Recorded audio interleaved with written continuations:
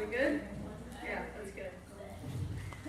So we have our third presenter today. This is, you want Jessica? That's fine. Jessica Stebbins. And she's here to talk about like mental health and bullying. So can you give her a nice warm?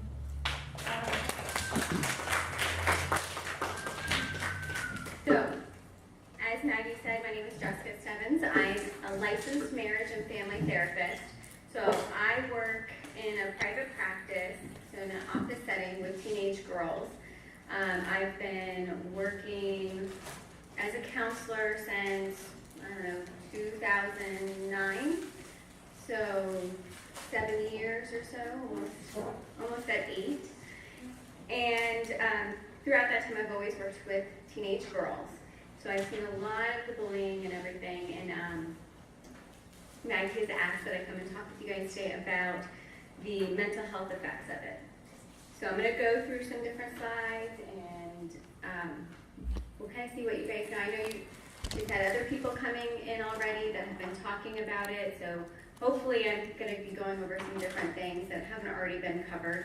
But maybe you guys can fill me in as we go on what you've already learned as well. So I'm sure you guys have gone over some of the statistics, but I wanted to throw a few in there. 1 out of 3 middle school and high school students have experienced bullying. Some of the statistics were saying it as if it were just the people who were the victims. Other statistics were saying as either or. So I'm not quite sure. It probably just depends on where you go to get that information. Some other research was saying that there is more effect on individuals' mental health with bullying than if they were to come from a family where they were physically or emotionally abused by their parents or somebody else in the house. So you think about it, you're at home a lot, and from a young age, you've got the same family, and you would think that that would have a really, really big impact on people. But bullying, and because you spend so much time at school, and nowadays can't even get away from the people at school with all the social media, it actually has more effect than being mistreated at home by parents or the people who are supposed to love you and care about you. So there's a whole lot of different effects when we look at bullying and mental health. And so I'm going to go through some of these kind of quickly, and then we'll look at them in a little bit more in depth. But people who experience bullying, these are pretty much the effects of those who are the victims. Later on, I will go over some of the things that might happen for the people who are the bullied. But people who have been bullied are more likely to be depressed, to be anxious, to feel sad and lonely, to have health complaints, have difficulty in school. Part of the difficulty in school is, one, that they are more likely to miss school.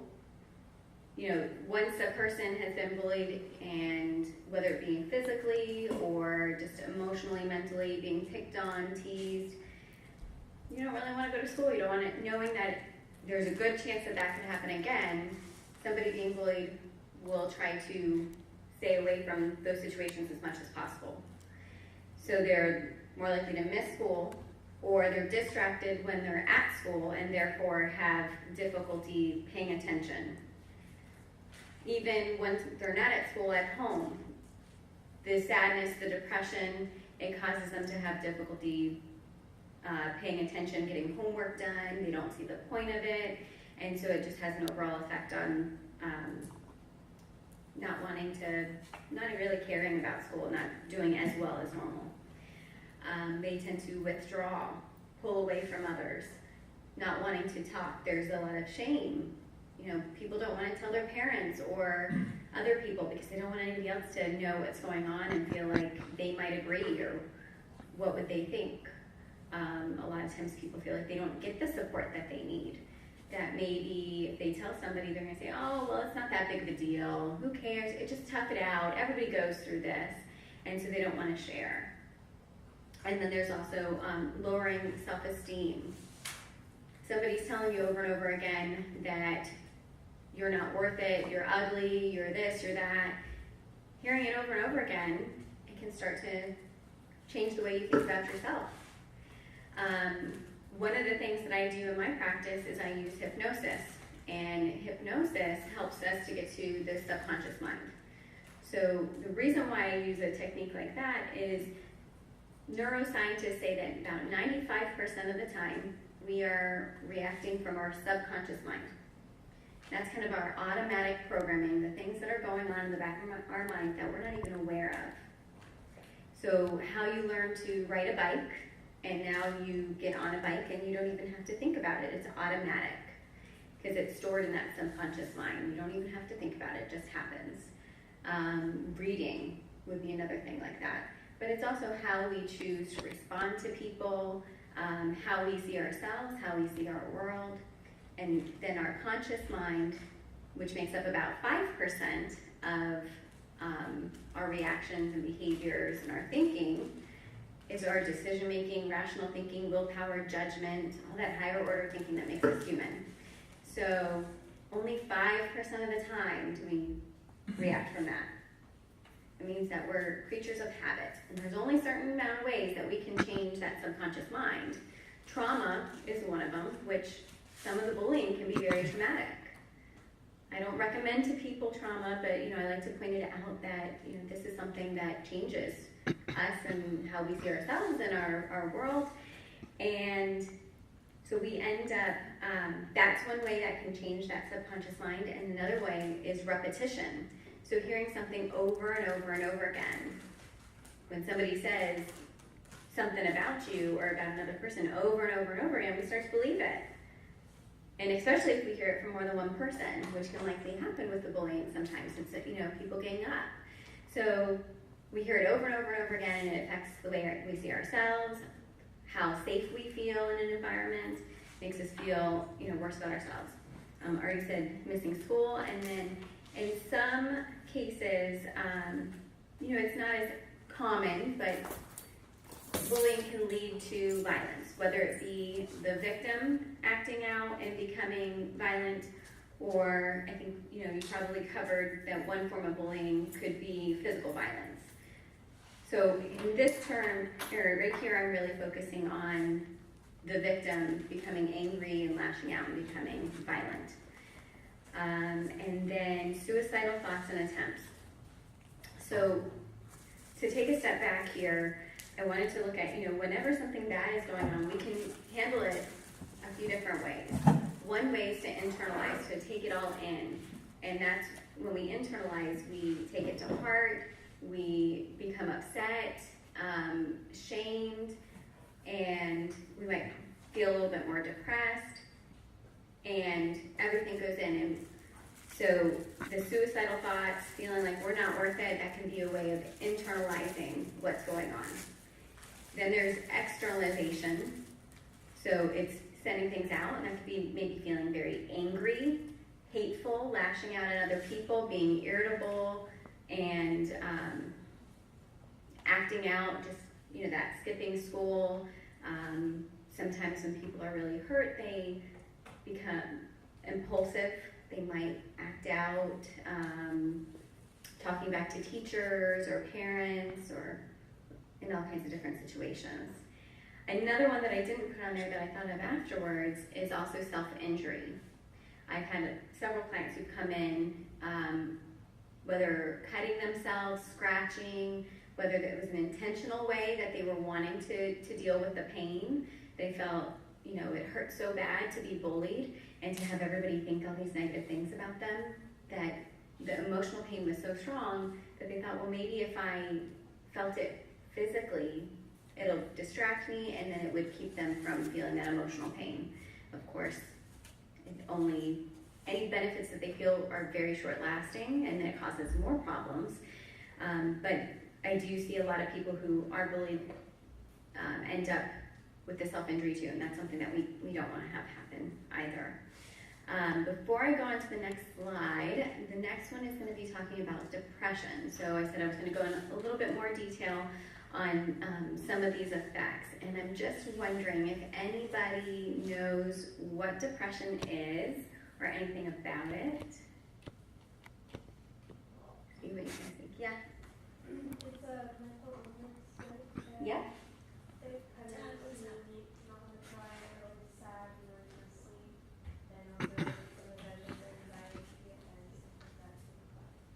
Very good. Did you guys already go over that then?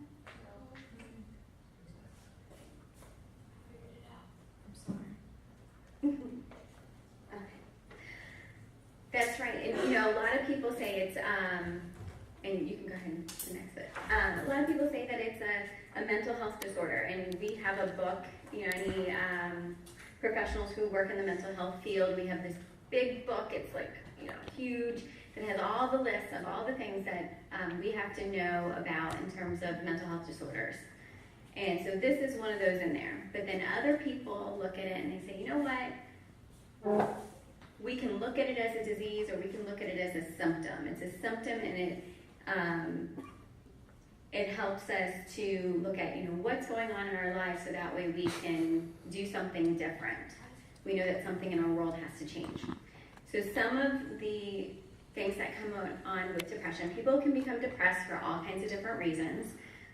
Depression, they say, is a neurochemical imbalance. We have chemicals in our brain that are released and create different things to happen. So, for instance, when you're stressed out, certain neurochemicals are released to help you deal with that. When somebody falls in love, a neurochemical is released, oxytocin. With depression, we need to have enough of certain chemicals, and when they're not in balance, that can cause a deficiency and feelings of depression. Sometimes it's situational. Something happens. Maybe we lose a grandparent or somebody else close to us, and it makes us feel depressed because we keep thinking about how we don't have that person in our life anymore because they died or something happened. Or people will feel sad, and it may not be like a clinical depression, but even when they get into a fight with a friend. So different things can happen there. And there's a lot of other different reasons, but we won't go into that too much. But some of the signs you mentioned is changes in eating. Could be somebody starts eating a lot more, or they don't eat very much at all. So either way, it could go into eating more or less. And the same thing with sleeping more or less. And when people sleep more, a lot of times they still feel tired. So they might be sleeping 9, 10, 11 hours a day, you know, come home, you know, having naps, and just still feeling tired all the time. Other times, they just have difficulty falling asleep and staying asleep, and they're awake a lot, and of course they're still tired. Sadness, just feeling sad a lot, crying, having trouble concentrating. So it's like something changes in the brain and you're having trouble focusing and paying attention. Thoughts are negative and maybe thinking a lot about those negative things, and not being able to get your mind off of those negative things. Decreased interest in usual activities. So having, you know, hobbies and things that you normally really enjoy doing, sports, and just really not caring anymore. Not getting that same enjoyment out of doing those things. So you know, hanging out with friends and you're just like, whatever, I don't really care. I don't really want to. I don't want to go take the time out to go to basketball or, you know, whatever you enjoy. Lack of motivation, another one that you said, was just not feeling like there's a point to anything, not wanting to go and do anything, not wanting to do your homework, fatigue and lack of energy, not having the energy to be able to go out and exercise and play and have fun, to have, you know, see your friends. So, you know, with the tiredness, it might be like physically sleepy, but this is just really feeling drained. Like just not having the energy to do anything, so kind of a little different. Feeling hopeless or helpless, like there's just no point. There's nothing I can do to change my situation. There's nothing I can do to make anything better. Feeling more irritable, so maybe snapping at, you know, friends or family more. Just getting easily annoyed and frustrated, and feeling empty. There's, again, not much of a point to anything. Depression is one of the most common mental health issues right now. that along with anxiety, which we'll go over next. But a lot of people feel it. They give medication for depression. We, have other ways with counseling that we work on depression. Changing thoughts, getting people to exercise, to socialize, to go out and kind of get back to living life as normal. The tricky thing about depression is depression makes you not want to do the very things that are going to help you. So it's, needing somebody to help push you to do those things. And then, before I go on to anxiety, anybody know what anxiety is? Anybody heard that before? Okay, I know you guys are listening to over here. It's like a nervousness kind of about things that really sometimes wouldn't affect you at all, and sometimes they actually do. Right, so like a nervousness. And there's times when we just feel nervous, like somebody coming up here, doing what I'm doing right now, talking to a group, doing public speaking. A lot of times that can make people feel nervous. But there's differing degrees, so we can have a little bit of nervousness, or anxiety would be to a higher level. So it just kind of depends.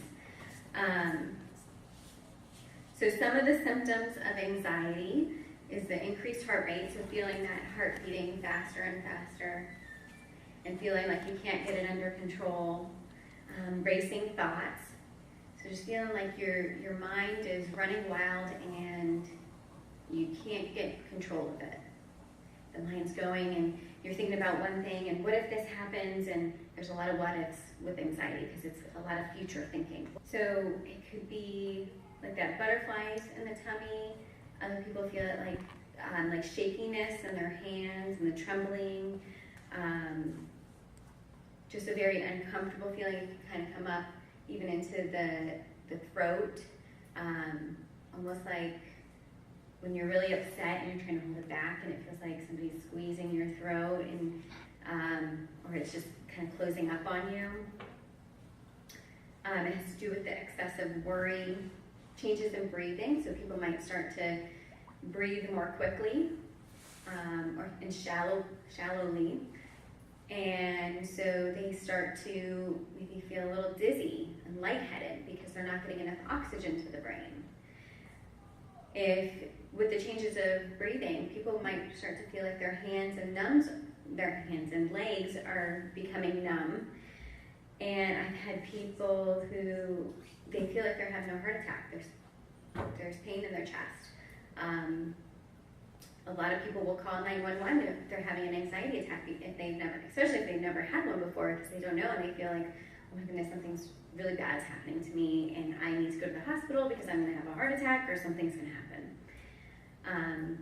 It could be just feelings of doom and panic, like just having this feeling of dread that you can't shake off. Sometimes it's not even connected to a specific thought, but just feeling like, something bad's going to happen and I can't get past this. Sweating.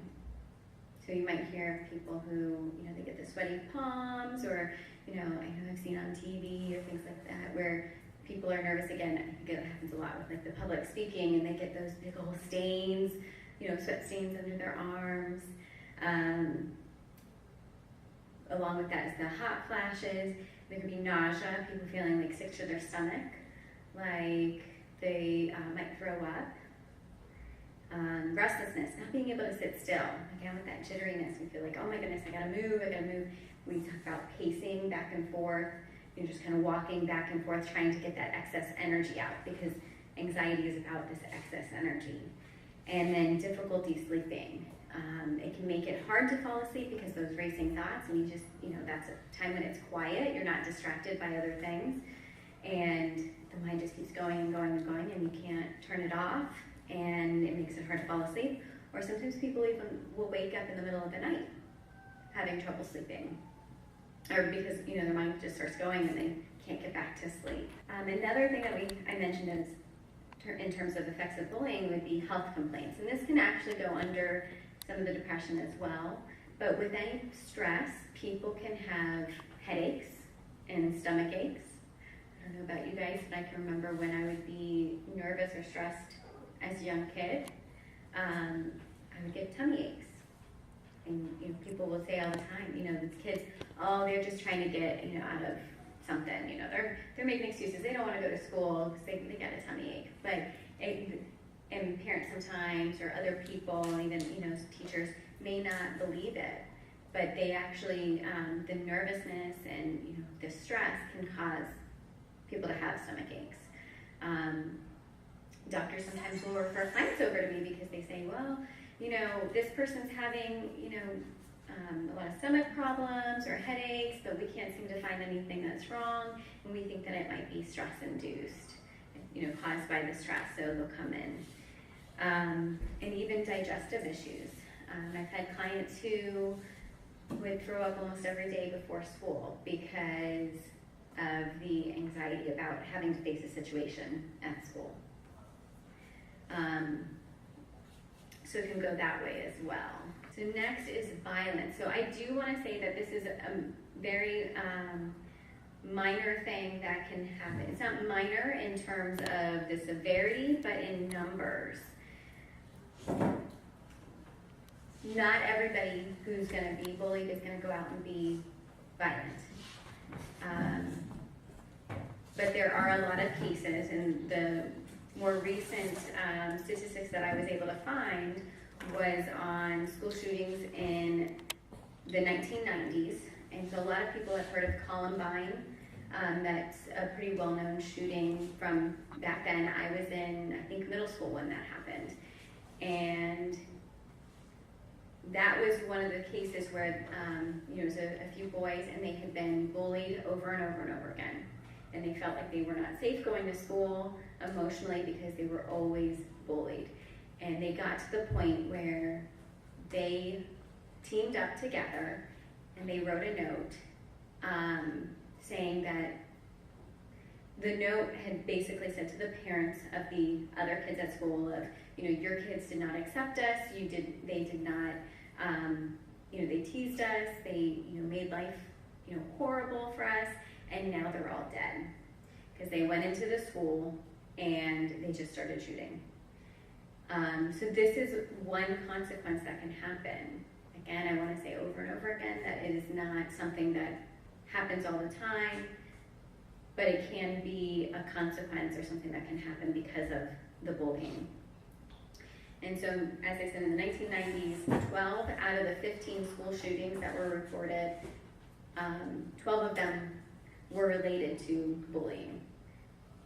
12 of those cases were because somebody got tired of being bullied and feeling unsafe, and they went in and they took matters into their own hands because they felt like nobody else was going to be able to do anything, nobody else was going to help them.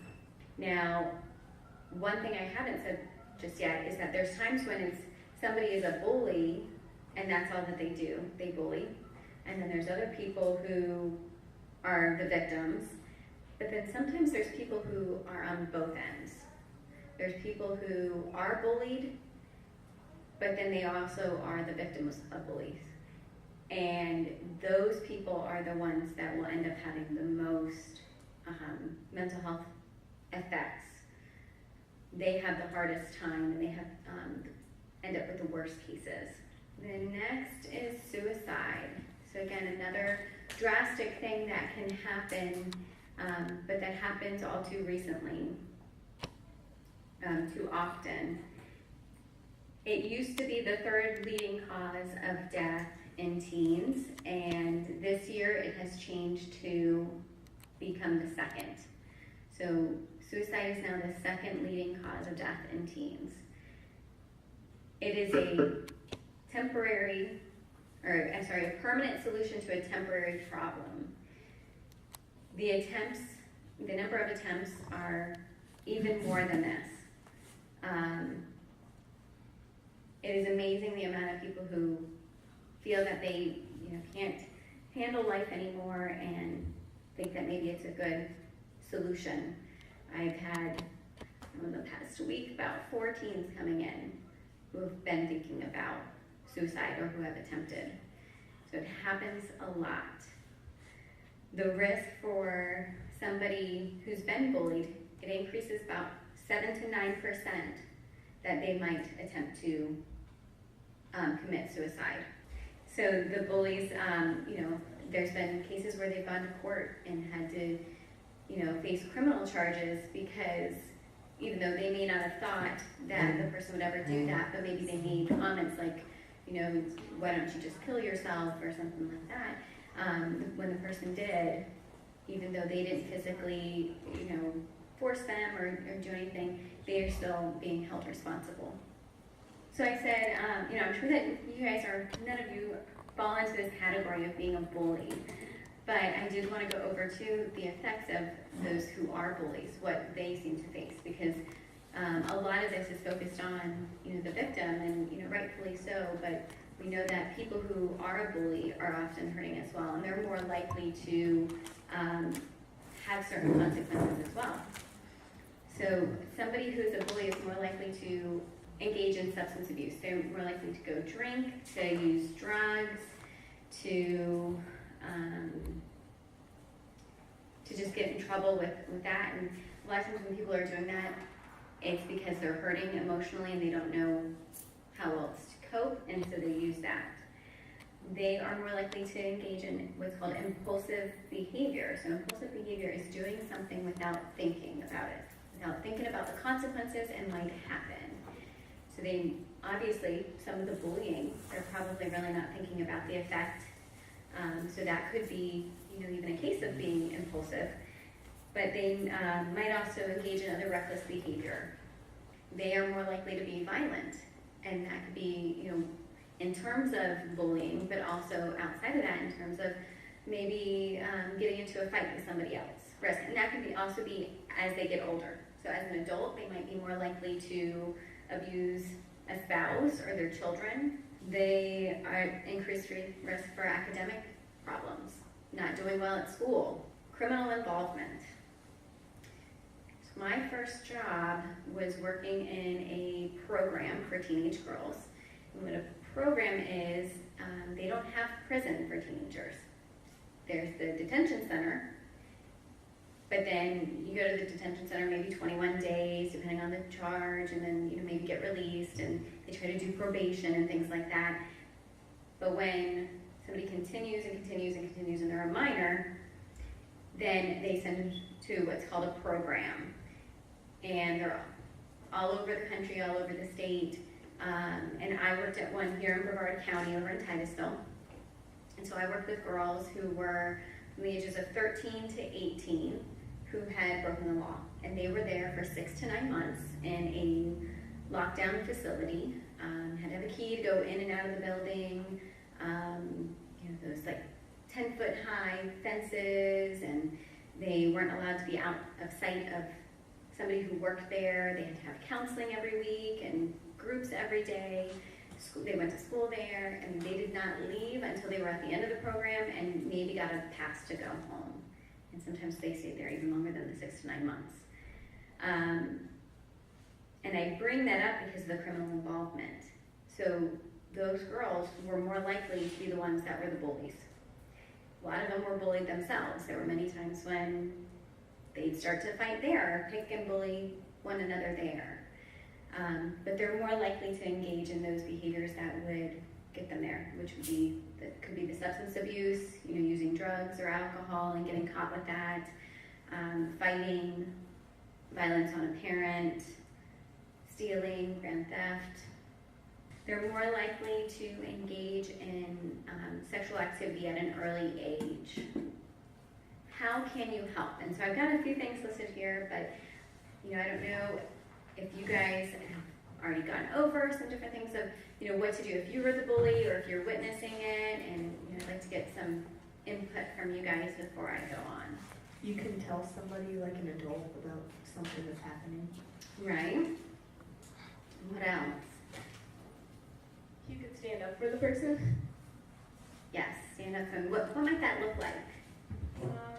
If you see someone getting bullied, you could step in front of the bully and just like stand there, so that way they can't get to the other person. Okay. We always want to make sure that you're safe too, though, right? Because we don't want you to put yourself in any harm's way. But if you can, and especially if it's not, physical, or you don't think that you're going to get hurt, you can definitely, block it in some way.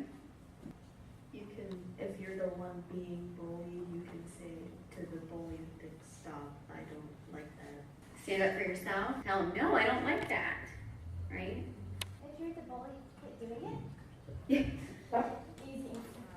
If you're the bully, just stop. Yeah. In addition to some of that, I wonder how you could discourage that type of behavior, even if you don't see it going on right then. Being a role model on, how to discuss situations, or if you hear friends even just talking about somebody else, spreading a rumor. Oh, did you hear about so-and-so that she did, da-da-da-da. You may be, just saying, oh, well, we don't really know. So reminding them, hey, we don't know that that's true or not. Let's not spread that because we don't know. Just, encouraging people, well, you know what? It's better to be nice. Let's not talk about them. We don't know what they're going through. It might be helping them to get away. So if you see somebody being bullied and you can, just helping them to walk away. Sometimes they feel like trapped, or, they're nervous and they get in this, what we call fight or flight. So in those situations, they might need a little bit of help to walk away or to find a way out. And so going up and saying, hey, come on, let's just go do something else. Let's go over here. And, getting them out of that situation. But also talking to the victim. Remember we said, somebody who has been bullied feels alone, like nobody cares about them, and they start to believe what's being said about them. So having somebody come to them and say, you know what, don't listen to them. I don't believe that. They're not what they just said. You are not what they just said. I care about you, whether it's a friend or not. Just going and talking to them and letting them know that they're not alone. That not everybody feels that way about them. Not everybody thinks that.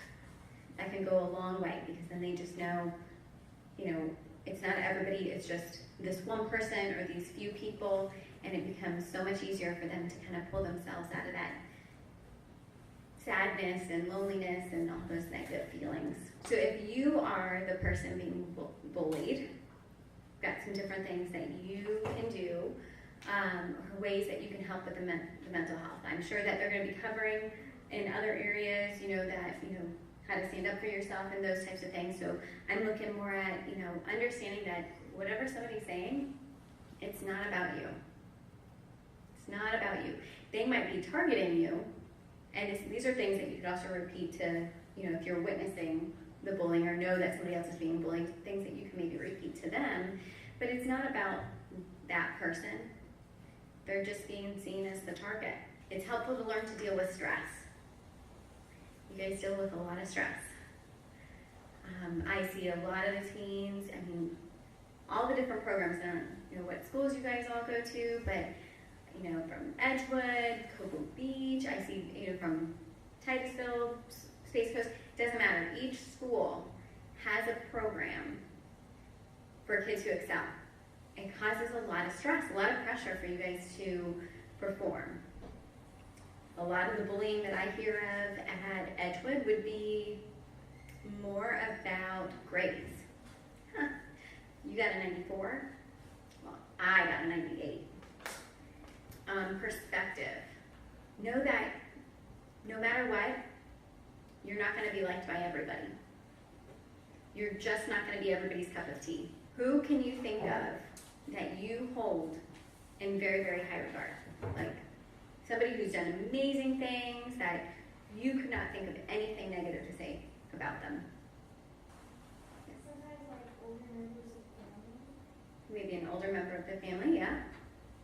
You can think of it in terms of any of the celebrities that you like as well. No matter who it is, they're going to have fans and they're going to have people who criticize them.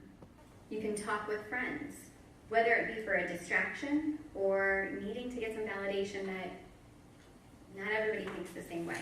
That there's people who think that you're a beautiful person, or that you're smart, or that you are, you have other wonderful qualities. There's some people who go through bullying and, there's not a whole lot that's going on, it's not a lot, and so they're able to handle it, it doesn't affect them. Other people, even just a little bit, can really hurt them emotionally. So everybody's different. But if you're feeling down, you're feeling depressed or anxious, not wanting to go to school, not wanting to, just avoiding situations, then it might be helpful to go talk to somebody about that. I was overhearing a conversation that I think my 3-year-old was saying something about somebody not being nice on the playground. And the 6-year-old comes and says, you know what you need to do? You need to tell him, so. Just so. So if they tell you something bad about you, just say, so. And what else are they going to say? Just kind of a way to end it, because it's like when somebody knows that they're getting to you, when they know that they're winning, that they're being successful at what they're doing, they're more likely to continue. If you at least don't show them in that moment or do your best, then it kind of takes the wind from their sails. They have no reason to continue. You might think, oh my goodness, they don't like me. So, they're just a few people. This person thinks I'm fat. So, doesn't really have a whole lot of impact on me, does it? And so you can try to use it to change the way you think about things, change that perspective. In terms of coping skills, it's going to take just a few minutes to talk about some coping skills that you can use. That our thoughts and our feelings are just like the weather. So the sky's always there, right? The sky's not going anywhere. And the clouds, the weather, it comes and goes. Sometimes it's storming and it's dark out. Other times it's bright and sunny. And that is how our life is as well. You are the sky. You're going to be there no matter what. But your thoughts and your feelings, good or bad, are going to come and go. And that's okay. That's part of life. It's part of what's to be expected. That even the good times aren't going to last forever. Another technique that you can use, sometimes we have those negative thoughts that come up. Especially if, you've been bullied and other people have said certain things, you might start hearing those in your own head. And one thing that you can do, because our thoughts tend to influence the way we feel, which influences the way we act. But so if we're thinking about all the negative things we've been told, we tend to feel bad. And one thing that you can do is hear those thoughts in a silly voice. Some sort of character. I don't know, I always want to say Elmer Fudd, but I think that's kind of, I don't know how many people really know that character at this point in time. Some other popular ones like the donkey from Shrek, whatever, Scooby-Doo, there you go. The options are kind of endless. People will do it in a sports announcer voice. Whatever you choose, keep that thought the same. Everyone thinks I'm stupid. Now, I don't do impersonation, so I'm not going to try, but say that same thing in that silly voice. And it will be hard to take it seriously. If you have trouble with that, you can also put it to the tune of a song, like Happy Birthday, something simple, or Jingle Bells would be an appropriate one for this time of year. Or even something a little more popular that you like to listen to. But again, it becomes hard to really take that thought seriously when you put it to tune of music. So being able to use these techniques and see that, it's just words. It's just words. It really doesn't mean anything. Then you can kind of get some separation from that so it doesn't affect you as much. If you have trouble doing that in your head, there's all kinds of fun little apps. I downloaded one. Tomcat is one that's recommended, and I found that they have all kinds of different cats. Ginger, I think, is the one that I have. And you just say that to the app, you say it to the little cat, and it repeats it back in a funny voice. When I've done that with my clients, they laugh. Because you can't take it seriously. Another thing that you can do that I teach a lot of clients is to be in the moment. So I said earlier that when we have anxiety, we think about the future. What if? What if? What if this happens? What if that happens? When people feel depressed, a lot of times they're going over and over the past, things that happened before that they didn't like, things that didn't go well. Or even sometimes it could be things that were really good, and now they're thinking, well, geez, now the best part of my life is gone, and what do I have to look forward to? But either way, you're thinking about the future or the past and not being in the moment. So by allowing yourself to get back into the moment, into now, you can shut off the part of the brain that is thinking about past or future. So there's all kinds of different ways to do this one, and I love teaching clients this because it doesn't matter where you are, you can adapt it to where you don't look crazy using a coping skill. And that's what I tell my clients all the time is that, my goal is for you to be able to use coping skills no matter where you are and for it to not look weird. Last thing I'll say is exercise. Exercise is a great coping skill, way to reduce stress, anxiety, to work out some of that excess energy, to boost the endorphins and feel good neurochemicals in the brain. They actually have found it to be very, very, very effective. So that, I think, is all that I have for you guys today, unless anybody has any questions. Can you guys join me in thanking Jessica, please?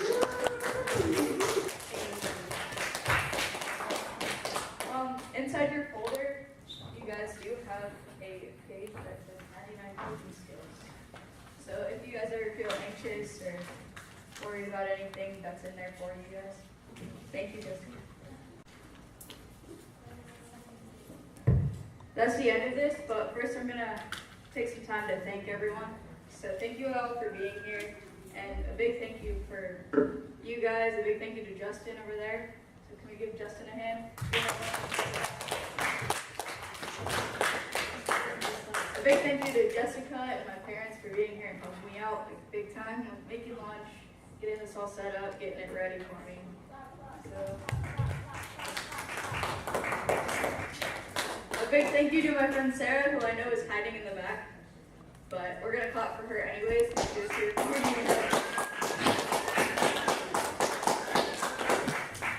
And a big thank you for the church for letting me use their facilities, and Mr. Burton, I don't know where he went, but he got everything set up for me, and with the tables, chairs, he wiped everything down for you guys. He's been amazing. Got tables ready, got chairs, got everything. So big thank you for him. We still got a raffle. So. One more. All right, our final number. 7. Number 7 is Trinity Carew. Did she leave, or is that you? Yay! Thank you guys again, and if we could help move chairs and tables back, that'd be amazing. Throw out all your trash, make sure everything's. But thanks, guys.